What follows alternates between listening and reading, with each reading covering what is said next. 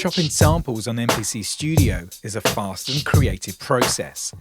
In this tutorial, I'm going to show you how you can use MPC Studio's pads to chop samples in real time. Let's select a sample.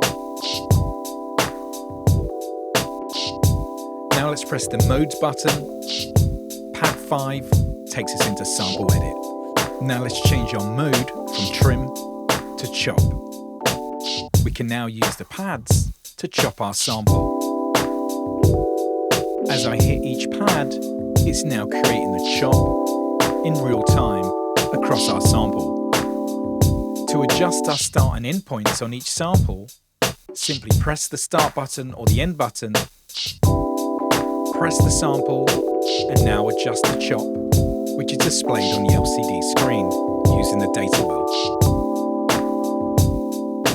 Once you've got your chops, we now need to turn this into an MPC program by pressing New Program and Do It.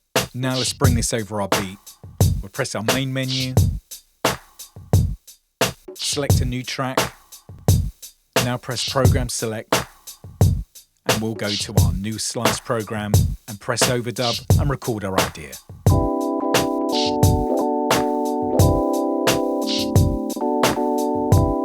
To learn more about MPC Studio, head over to the MPC Academy and watch more tutorials. See you next time.